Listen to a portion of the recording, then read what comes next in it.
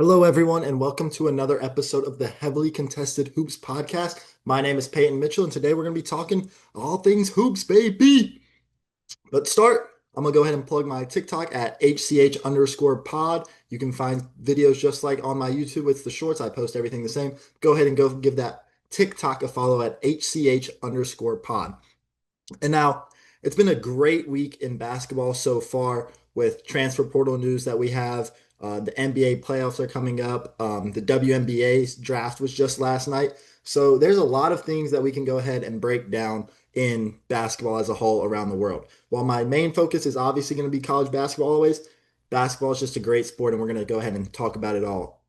And to start with, we're going to go ahead and start with the NBA playoffs. The play-in starts today, and I'm nervous. I'm very nervous as a Hornets fan, and I really don't know exactly if I want them to win, lose, or not. So that's a little bit of a problem in my calculation of do I want to win? Do I want to lose? Um, Right now, if we lose today, it's not a bad thing. We're gonna get a lottery pick in one of the best drafts that you can possibly have. So in that case, I'm not gonna be upset whatever happens today at 7:30 Eastern time, 4:30 my time out here in LA. So let's go ahead and talk about it. Honestly, I think they're gonna lose. I think the Hornets are gonna lose to Miami today. Um, it's just a bad feeling that I have. There's no really exact thing. I think Miami has all the experience that they need to go ahead and win this game, and that's the exact reason I think the experience is gonna help them in this win or go home situation. The fact that Miami has all the experience from past years like this in play-ins, because I mean this is a play-in team we see every year. I know Jimmy Butler's not on this team as he hasn't for the last 2 years, but hey, Miami is still Miami. They have more experience than Charlotte in this situation. So that's why I think Miami's going to end up winning this one. And then for the second game of today, we got Portland and Phoenix. I think this is Phoenix's game to lose. Portland, they've surprised me. I mean, let's be honest though. The West, the bottom of the West is the worst basketball teams we've seen. I mean, the bottom of the East is so much better than the bottom of the West, but the top of the West is so much better than the top of the East. So the East is more compact and uh, together and more competitive. But when they play the West, they're going to have no chance against the top dogs. Portland's going to end up losing this one, in my opinion. They're 42 and 40, 2 games over 500, or maybe even 1 game over 500 if they lose that one game. Um, so in that situation, I think this is Phoenix's game to lose. I didn't expect Portland to be here in this situation to begin with, looking at this season, but they've really put it on with Drew Holiday, um, and then Shaedon Sharp, and all those players like that. Scoot Henderson. They've really put together. They got. I think they're a few years away, but hey, who knows? They could end up winning the next one, but I don't see it happening either if they lose tonight. They could even shock the world. It's one game. That's what we like about the NCAA tournament. So it's one game. Anything can happen. They win tonight, they're in. But I think I got Phoenix in that one, and I got Miami. Oh, I got Miami winning tonight. Oh, that just hurts to say. But hey, if the Hornets lose, they're going to get a lottery pick in probably the best draft that we have ever seen. So I really don't care. I really don't care if we win or we lose. I want to see us in the playoffs, but we got to win two winner go home back to back, like within 2 days of each other. That's gonna be nervous. I mean, that got me nervous today. Ugh. But hey, if we lose, we get a lottery pick. And hey, Adam Silver, I'm gonna say it now. Adam Silver, go ahead and punish the teams that are taking by not giving them a top 8 pick, because there was 8 teams with terrible records. This is the worst records we ever seen. Go ahead and don't give them a top 8 pick. If the Hornets lose tonight, give them the number 1 pick, and let's take AJ DeBanson. We're going to the playoffs next year as the team to win the finals, baby. Then it's not going to happen, but it would be fun. It would be fun. It would be very fun to see the Hornets in the playoffs. And hey, if this is the year for them to make the playoffs, I want to either make the playoffs or we're going to get a really good pick and we're going to be in the playoffs next year, no doubt. If we didn't have injuries this year, we'd have been a top 5 seed for sure, maybe even 4, pushing past Cleveland without some of those injuries early in the season. I mean, we lost 2 to the Pacers, 1 to the Nets, uh, 2 to the Bucks. We lost another one to the Heat in the in-season tournament. They're just games that we should not have lost that we did. So in that case, I'm like, we can be scary next year. But other than that, that's that for that. But then tomorrow we got the 7-8 matchup in the East. We got the Magic versus the Sixers. The Magic have been awful, just terrible. They just lost to the Celtics, backups of the backups from the G League. Like I don't even know some of the guys that were playing for the Celtics. No chance the Magic win that one. Joel Embiid's probably not going to play, but I don't think that matters for the 76ers. They're going to go ahead and be the 7 seed in the East and play. They're going to go ahead and be playing Boston in the playoffs. That'll be a very fun matchup in that case if that ends up happening. And then it's over for the Warriors. The Warriors are cooked after the Curry injury that happened and then the Moody injury, the Butler injury. The Warriors just need to pack it up and go ahead and get one of the lottery picks that they're going to end up getting when they lose this game. Clippers are going to end up beating them tomorrow in the late game at 10 o'clock Eastern time for that one. Got the Clippers over the Warriors tomorrow and the 76ers over the Magic. So then that would have the Heat playing the Magic. The Heat are going to win that. The Magic, like I said, the Magic are just awful right now.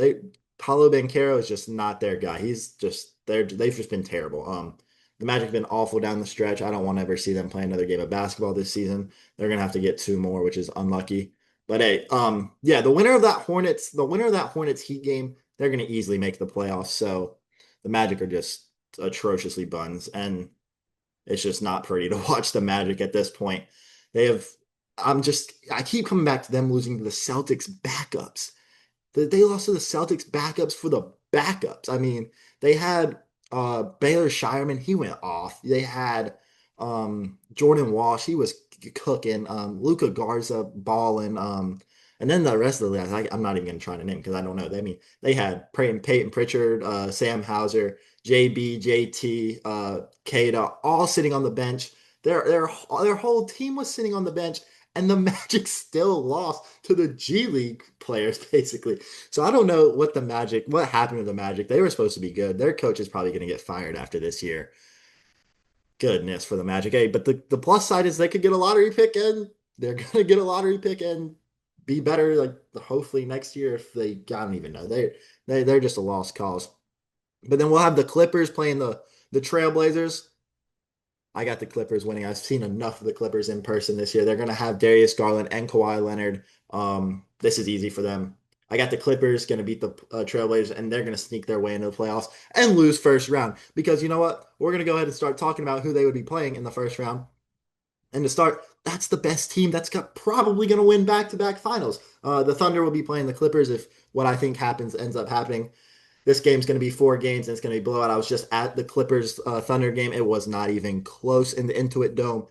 That one was terrible. Thunder are going to run through their first 2 series easily. I mean, their next one is Lakers or the Rockets.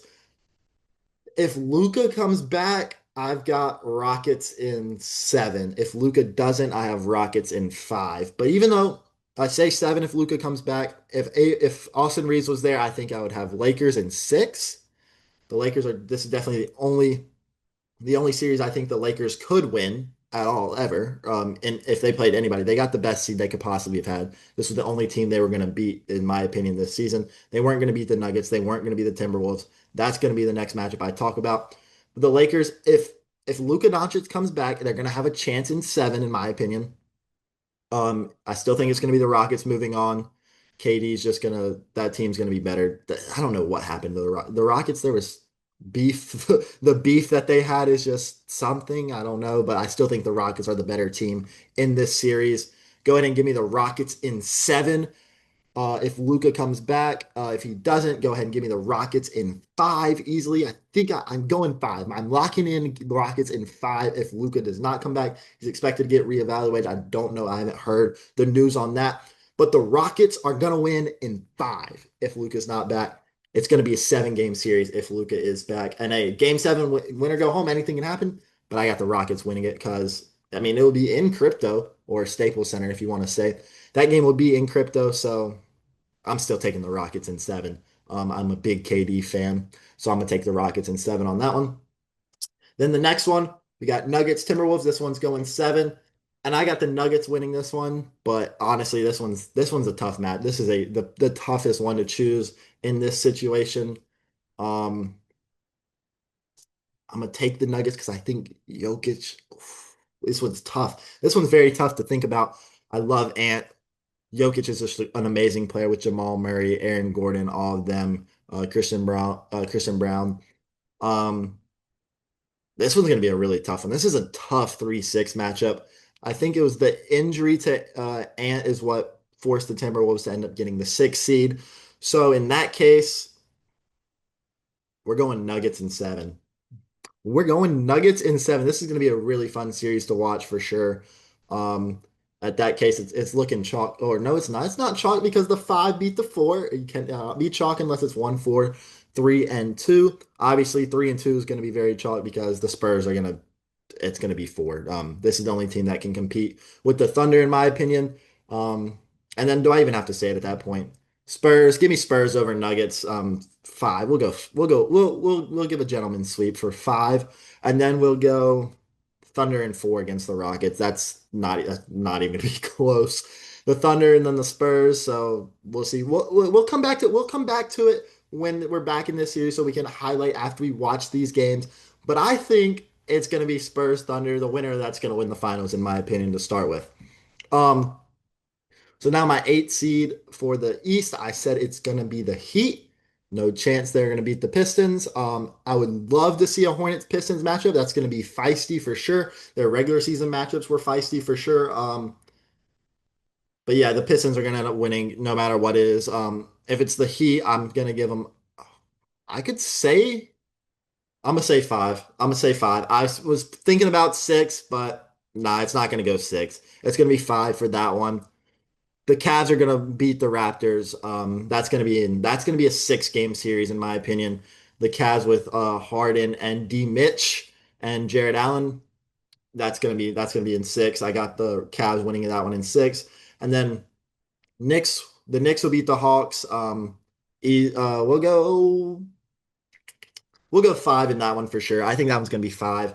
The Knicks are just This is the Knicks year, apparently. The Knicks are not gonna This is not the Knicks year. The Knicks are terrible this year. They got to blow it up. There's a chance that they get Giannis in the offseason. I think it's going to happen. Actually, I don't know. Where does Giannis even want to go? Giannis is so caught up that he doesn't want to look like a villain in Milwaukee. But at this point, you're causing worse harm by staying in Milwaukee this time. So if Giannis ends up in New York next year, maybe it's finally the year. This is not the Knicks year. Come on, anyone that thought it was the Knicks year is just a delusional New York Knicks fan. And then this brings us to the 2 seed team. I have them playing the 76ers. It's the Celtics, the gap year Celtics. The gap year Celtics surprised everyone. There was a lot of question marks around their center position, and Neemias Queta answered those questions very fast.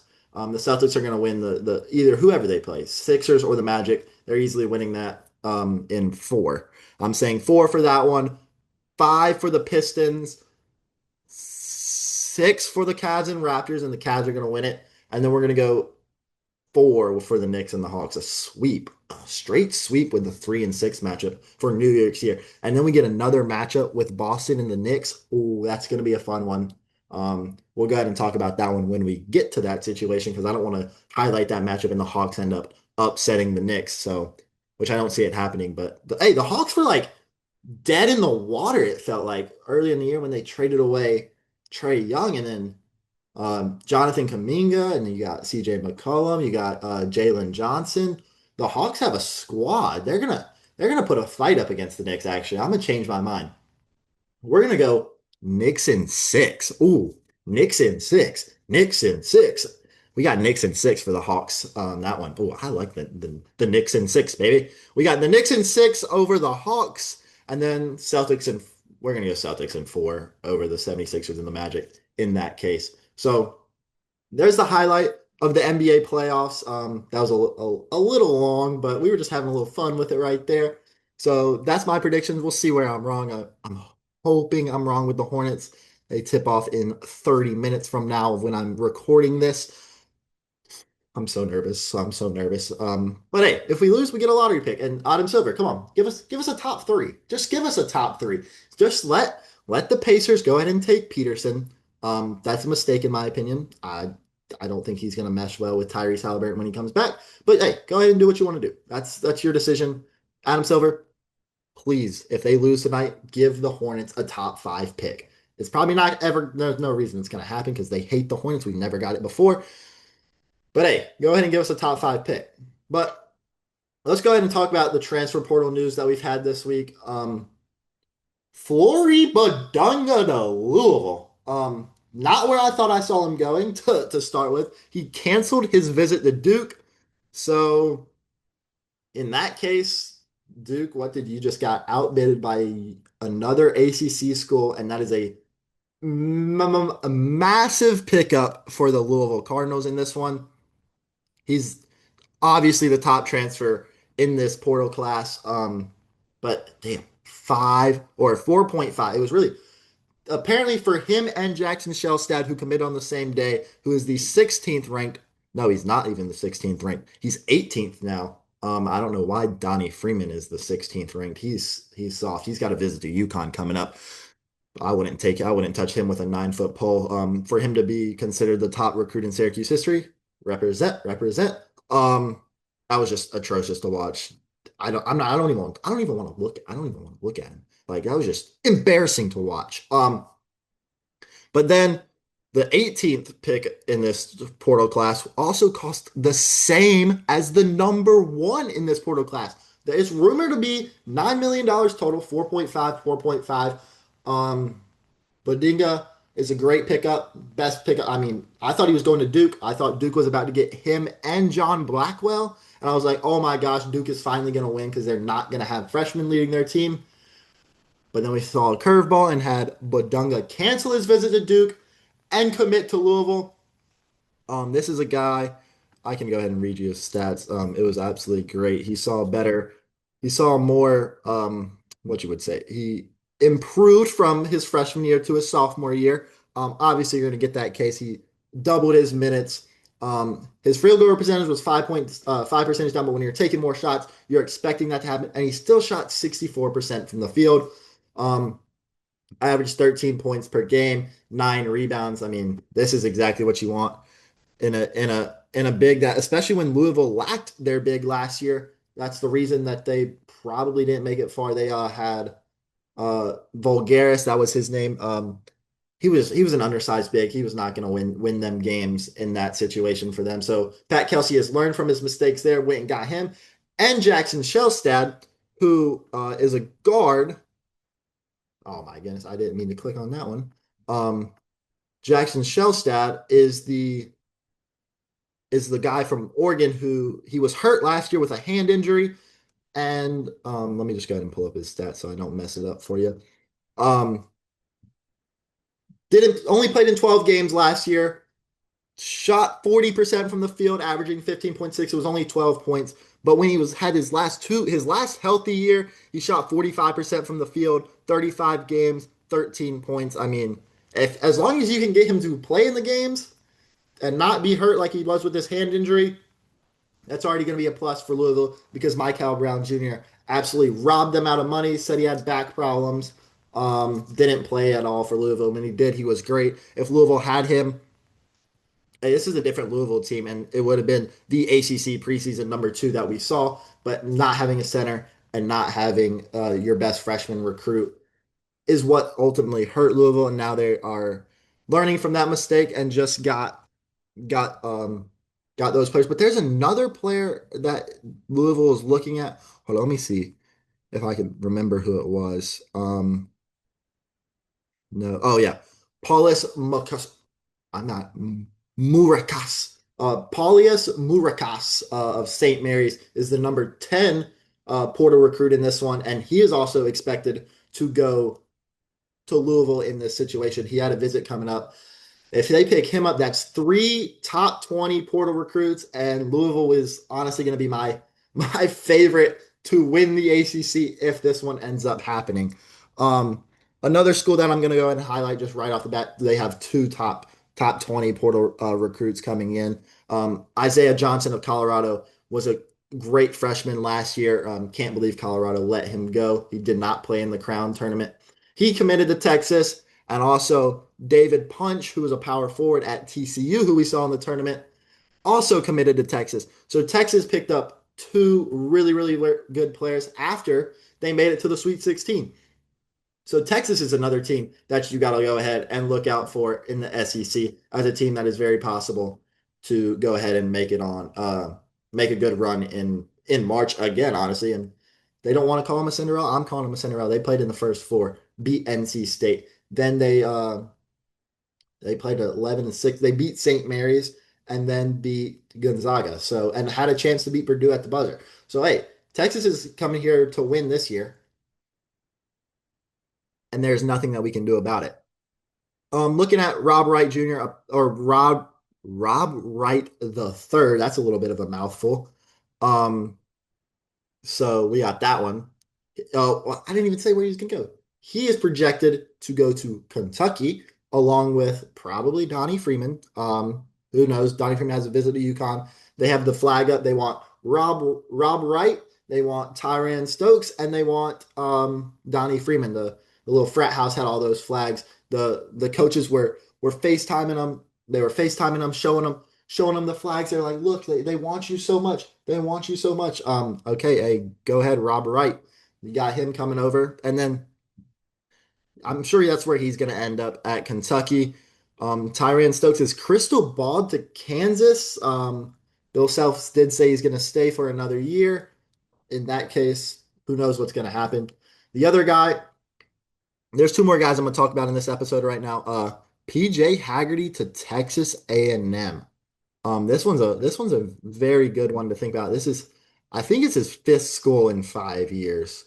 Let me make sure this no, fourth school in 4 years. So pretty close. I feel like PJ Haggerty's been playing everywhere. Started off at Tulsa. No, no, no. Started off at TCU, went down to Tulsa, then was at Memphis the year before, beat UConn, probably was the reason why UConn was not good that year. And then he was at Kansas State at a very disappointing last year. So no, this will be his fifth school in 5 years. Um, one of these years did not count for him.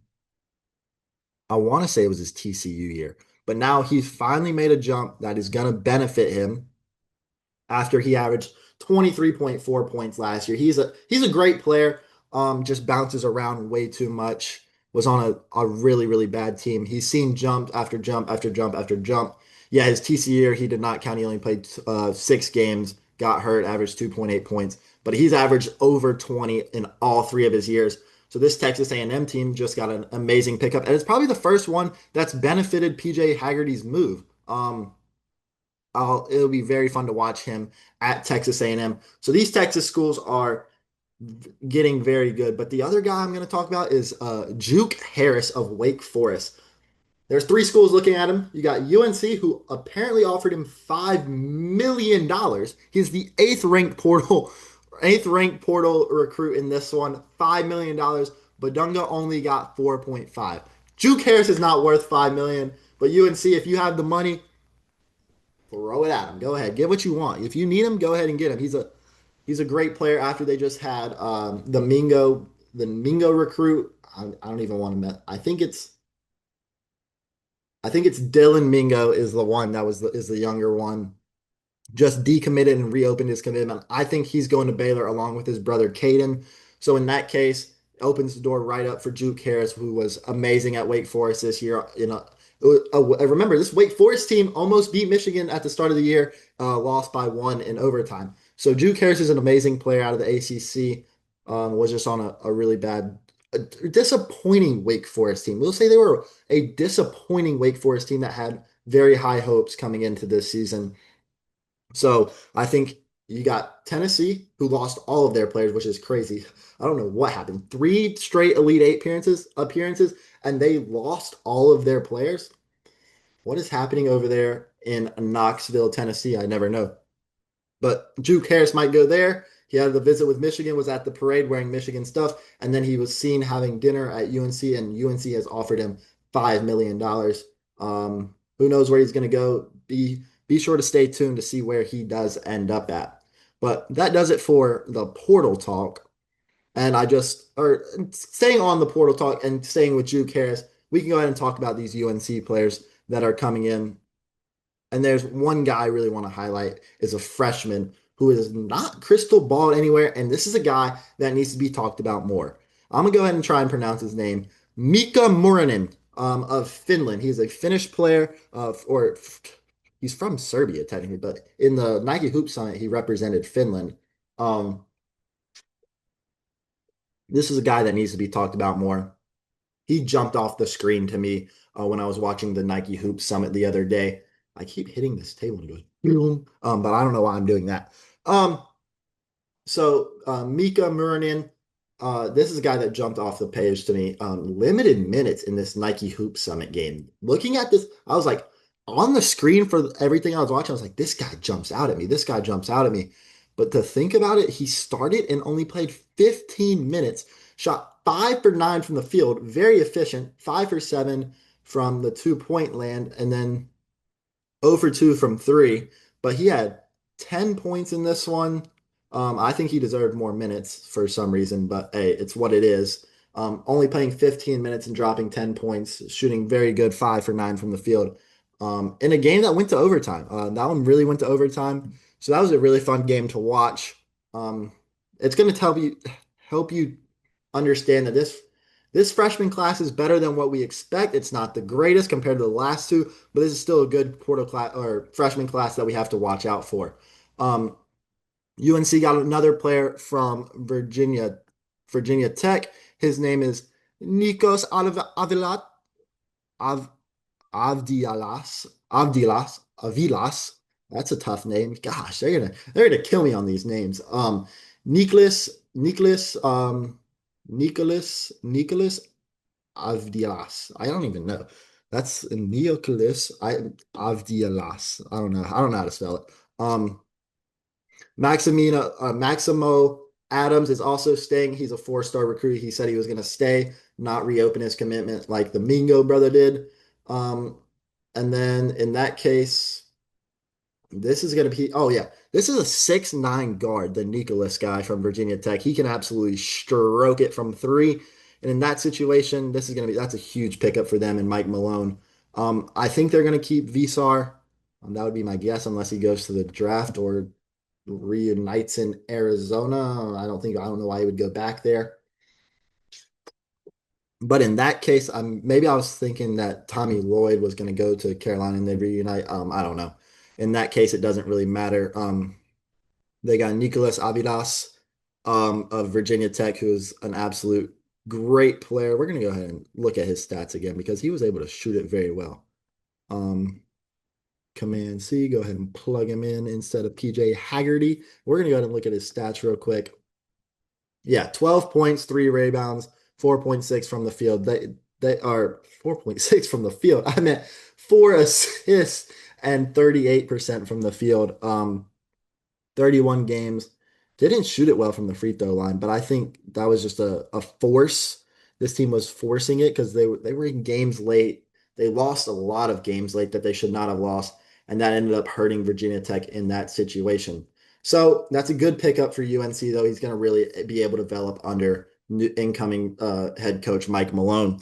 And he was a freshman last year, so he's got that time to make that year two jump. Now, staying on this, we're going to go ahead and just talk about the Nike Hoop Summit. There's just two guys, other than Mikanin or Mika Murinin. There's two other guys that just absolutely stand out to me, and that's Jason Crow Jr., who's going to Missouri. He was 6 for 11 from the field and had 16 points. And then the other one that also stands out to me, who is honestly the one that I'm just like, this might be my favorite player next year, is Caleb Holt. He had 24. Both of them were McDonald's All-American co-MVPs. So these are just two that are really, really, really, really, really, really, really good in this class. They just stand out when they do anything they do on the court. Caleb Holt, he was all over the place. Honestly, I think he's better than Tyran Stokes. I'm not super high on Stokes. Who knows where he's going to go? He's crystal ball to Kansas. Hopefully that announcement will come out soon. But Caleb Holt, he just can take over a game and get things done. The other guy, was it Brandon McCoy Jr.?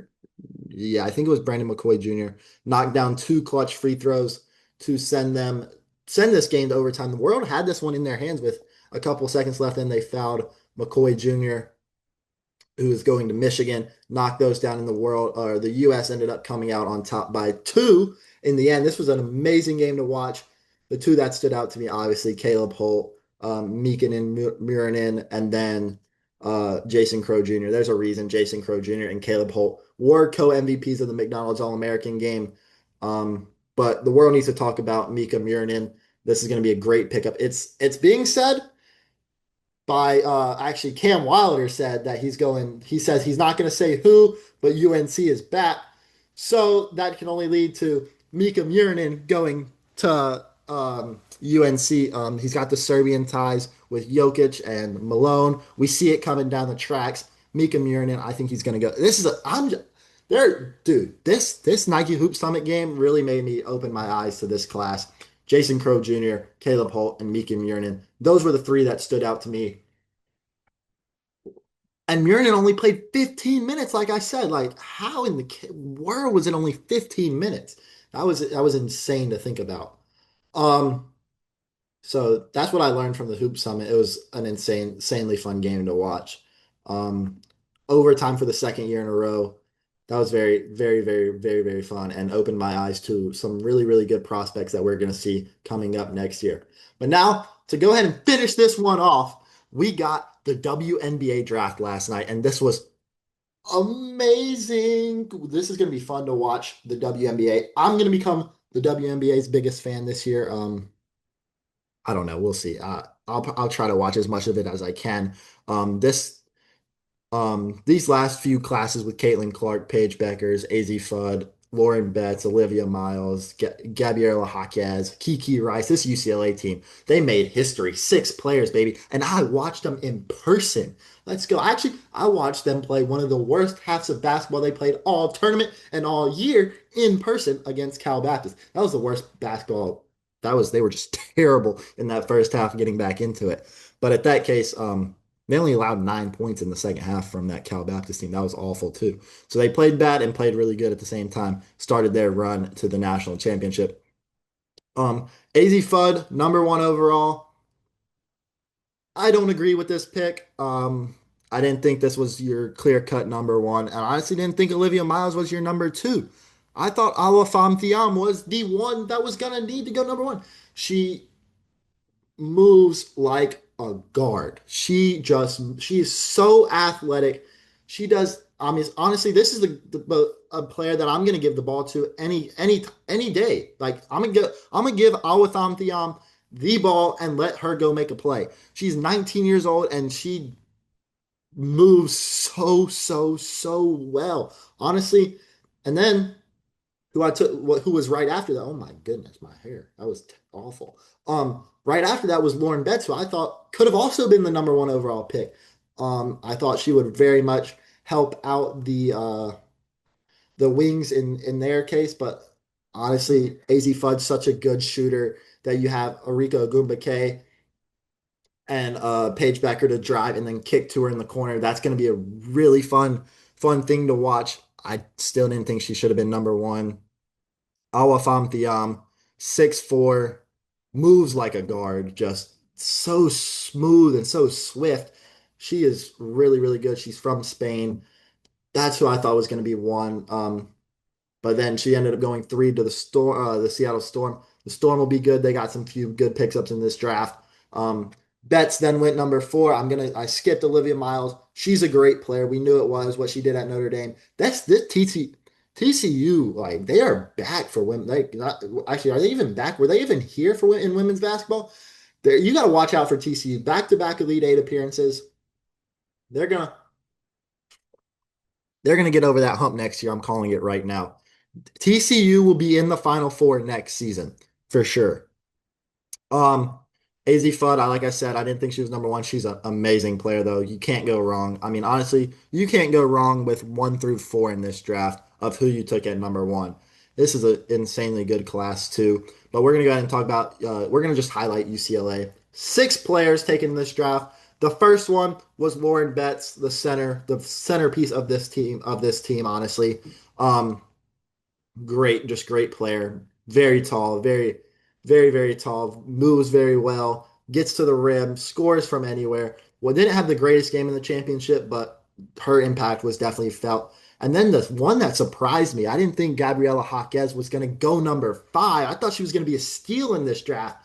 But this is a great pick by the Sky after they just got rid of Angel Reese and shipped her off to Atlanta.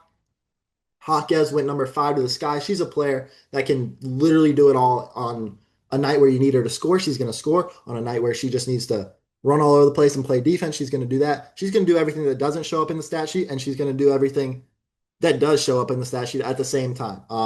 Her championship game was absolutely incredible. 21 points, 10 rebounds, 5 assists, if I'm not mistaken. I'm pretty sure that was right. There's only been one other player to do that in a championship clinching game, and that is LeBron James. LeBron James, the second greatest player of all time in basketball, and number one is not Jordan. There you go. You heard it there. And then the sixth pick and the third in a row that was a Bruin was point guard Kiki Rice. 13 points per game in her career. She's a great player too. First pick in Toronto Tempo's draft franchise history. Don't forget that. We got a new team, so she gets to go to a great city of Toronto in the summer. That was an amazing pickup for them. And then we're going to go ahead and scroll a little bit down to the number ninth pick, who she is going to play with her teammate Lauren Betts in Washington. Angelique Dugalich. I love that name. Dugalich. That's just a great name. She was the fourth UCLA Bruin taken off. She said that she was going to start on the bench and lose minutes this year. She did what was the best for the betterment of this UCLA team, and it's a huge reason as to why the Bruins ended up winning the championship in this one. Because she said she's going to put the team above herself, and she's going to lose minutes to better help this team and do what needed to do to end up getting them to win the championship. And then to end the first round, we had Gianna Neekins, the 3-point specialist for this UCLA team, go 15th to the Sun.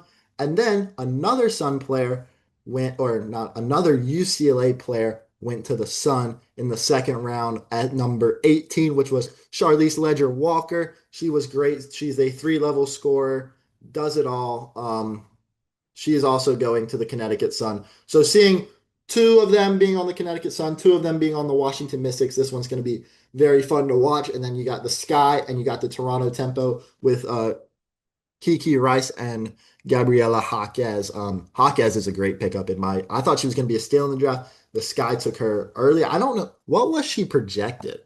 What was Jaquez projected?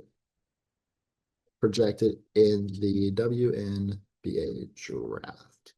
Let's see. Nope, FUD mock draft. Yeah, here we go. Let's look at this mock draft.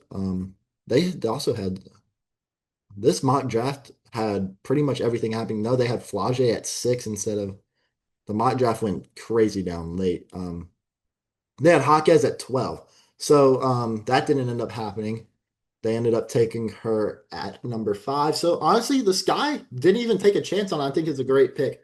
So in that case, but yeah, the Bruins made history. The most players drafted from a single team, and those 6 were the only ones to score for UCLA in the national championship game. Another great pickup that I'm going to say, the fact that Raven Johnson fell to 10 to go to the Indiana Fever. Watch out for this team with Caitlin Clark, Raven Johnson as a 1-2 punch with Kelsey Mitchell and them. They're going to be very fun to watch too. I don't even have a WNBA team to root for, so I'm just going to be a neutral all season. But that's going to be a fun team to watch. Flage Johnson actually, didn't she get traded? Yeah, I'm pretty sure Flage Johnson got traded. Yeah, she got traded to the Sonics, I'm pretty sure. Um, no, who did Flage Johnson get?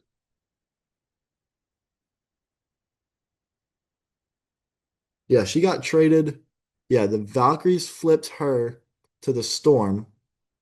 So Flage Johnson and Awa Fam Thiam are going to be in Seattle. That's going to be a good duo up there after the Storm lost a few of their players. Oh yeah, they traded her for the girl in the second round with Marta Suarez of TCU.